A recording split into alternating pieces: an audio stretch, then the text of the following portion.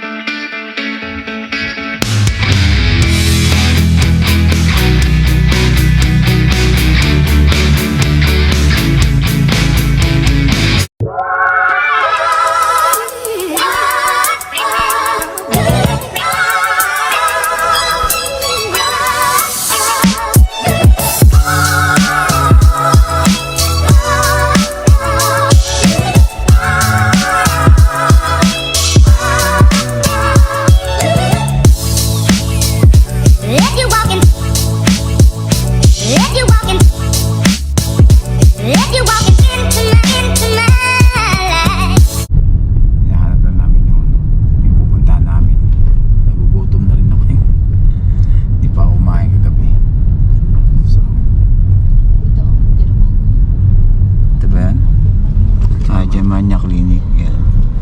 So yan mga katropa. Germania Clinic, Hawali. Sana location kali go here. I know here. I am location shop. This is far here. But I'm location buti local. na alam ng driver. May Google Map naman.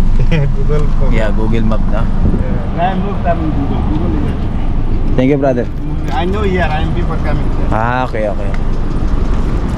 So nakapunta na raw yung driver dito. Germania Clinic, mga katropa. So update ko na lang kayo mamaya. Pasok na kami ni Ivana. A few moments later. Mga katropa, hindi pala doon sa Germania Clinic. Jarala Clinic pala. Diyan? Jarala. Jarala Clinic. So malapit lang daw dito, sabi ng receptionist doon. Lumabas na kami doon sa building na to. Yan, Germania Clinic. Pero hindi daw dyan, pero dito daw kami pupunta. Hanapin pa namin kung saan. Pero lalakad na lang kami. Hawali to, Hawali mga katropa. Dito kami ngayon sa Hawali.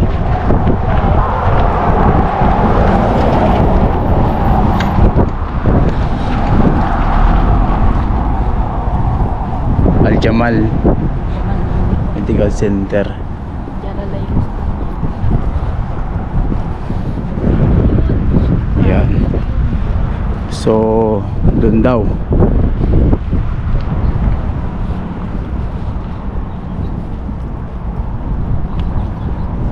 Buti na lang mga katropa, malamig na. Winter na rito.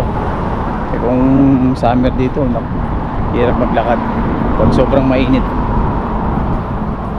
Gusto pa naman namin mapunta rito. Hahanapin pa namin. Pero madali namang hanapin, makikita mo kaagad. Yun. Yun ba yung maraming blue? Ayun daw, yung maraming blue.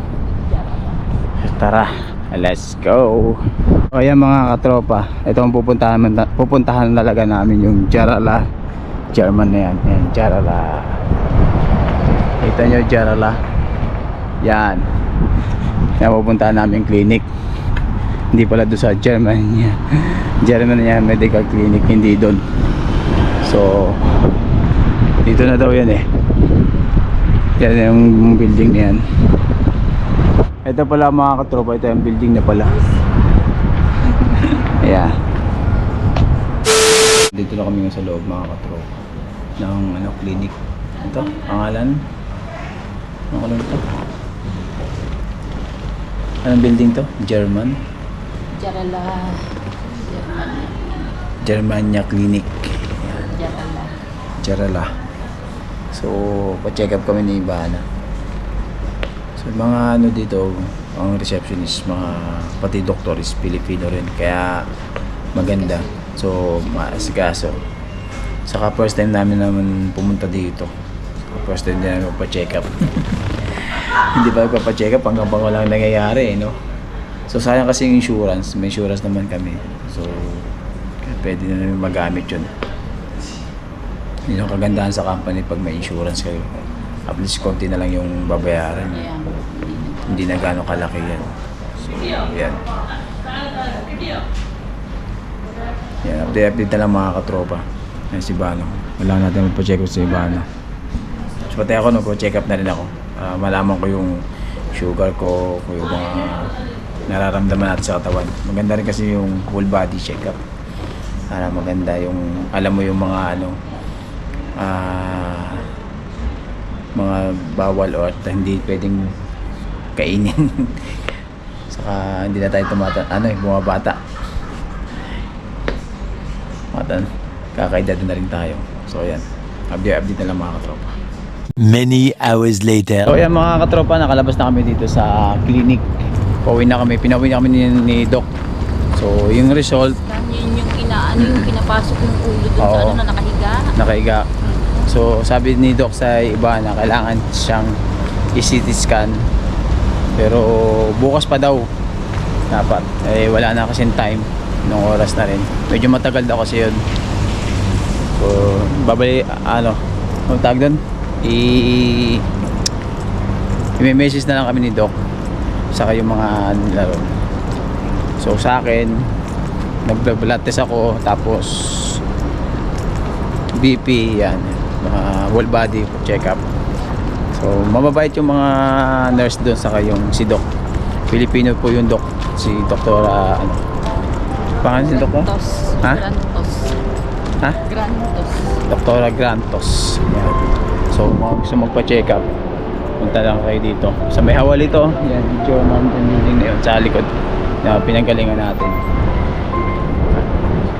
Nakakatuwa, kailangan din natin magpa-check up. So yun, maraming salamat. Hindi pa kami kumakain ni Ivana. Nakain muna kami ni Ivana. Paggabi pa kayo hindi kami kumakain. Yan. Talaga dapat papacheck up. Ha? Oo, kailangan din kasi ng pa-check up ng mga sarili natin, kasi ito lang yung puhunan natin dito sa ibang bansa bilang OFW. Pag OFW, kailangan alagaan mo yung katawan mo, sarili mo, kasi hindi mo alam, di ba? Para malaman mo rin yung ano yung nararamdaman mo sa sakit mo. At least, mura. May promo sila, 200 KD daw yun. 200 KD pala yun. Mahal talaga yun. Alam ko pa. Mahal doon. Yung CT scan, 200 KD daw yun mga katropa. So nagkaroon, sabi nga ni Doktor, napakabait talaga ni Doktor, Pilipino, kapwa Pilipino natin. Sabi niya, siya daw ang bahala, bibigyan ko kayo ng discount, makakamura kayo. Tapos may binigay siya ng mga mabilang, bibili mo siya ng mura.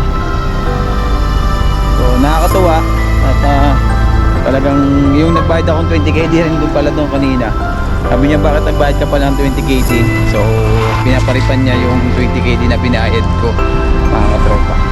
So hindi pa naman niya nakuha, so papalitan na tayo. Pero i-refund daw yung 20k na binayad ko.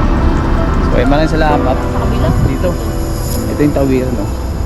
Nakakatawa mga katropa. So maraming salamat kasi yan, shoutout talaga kay Doktora. Yun yata yun. Nakakatuwa.